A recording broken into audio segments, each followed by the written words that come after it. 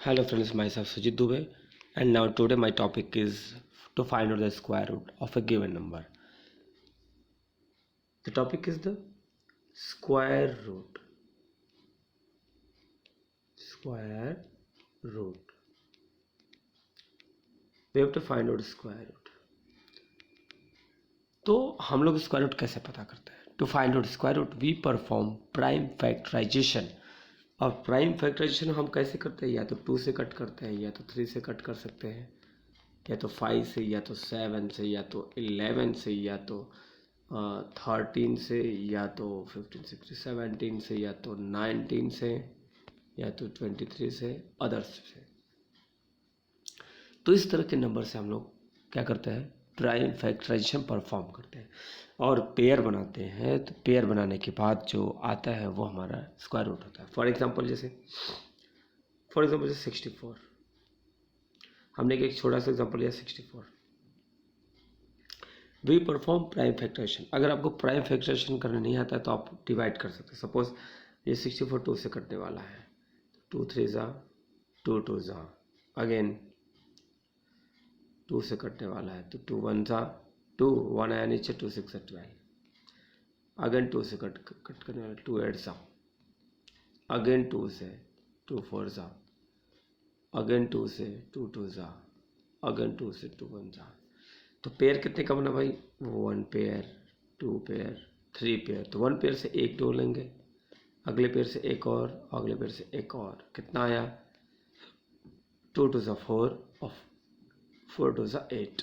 There answer will be 8. Therefore square root of 64 will be is equal to 8 and this will be answer. ये हमारा क्या होगा? Answer होगा. Okay, तो इस तरह से हम लोग क्या करते हैं? स्क्वायर रूट परफॉर्म करते हैं. नेक्स्ट जैसे सपोज कोई बड़ा नंबर ले लिया, जैसे 256.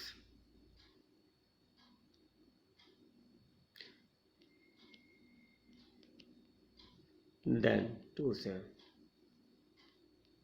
2 1 ज़ा 2 2 ज़ा 4, 1 2 8 ज़ा 16,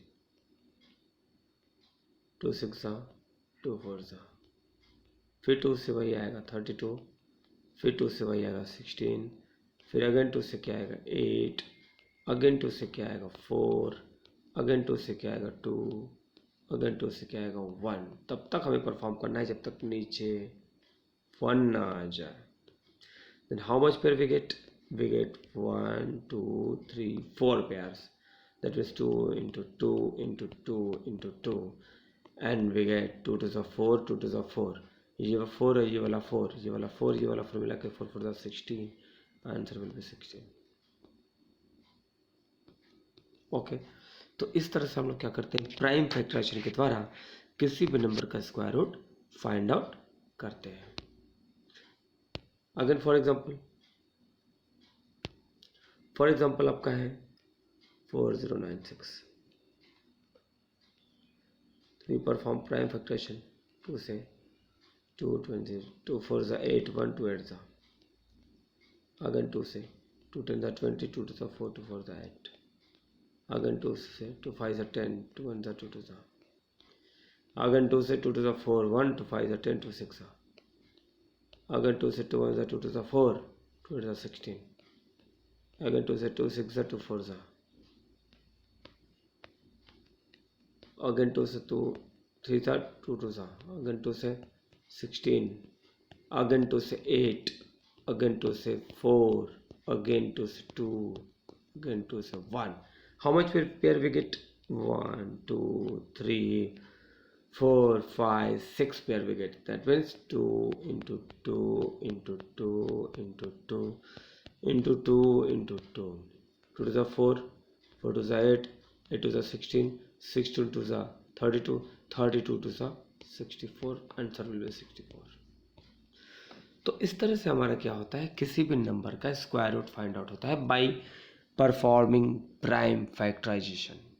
In this method we have to perform prime factorization कटने वाला किससे है हमने पहले बता दिया है आपको कि कटने वाला किससे है, ये 2 से या फिर 3 से या फिर 5 से या फिर 7 से या फिर 11 से या फिर 13 से या फिर 17 से या फिर 19 से या फिर 23 से या फिर 29 से या फिर 31 से।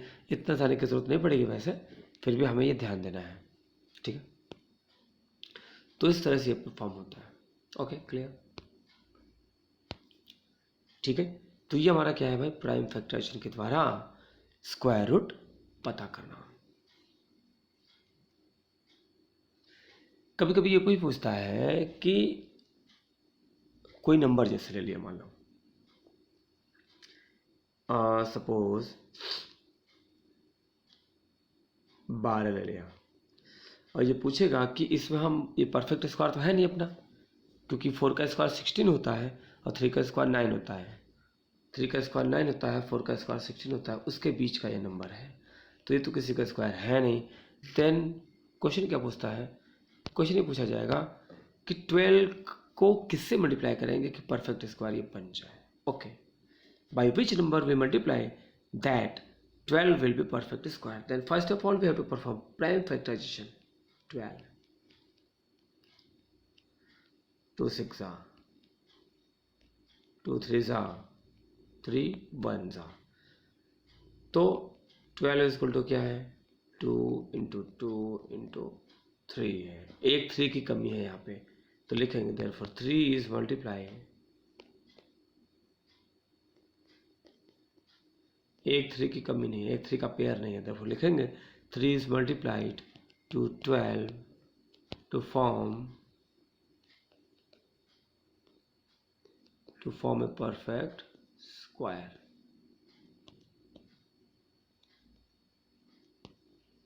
ठीक है, therefore square number will B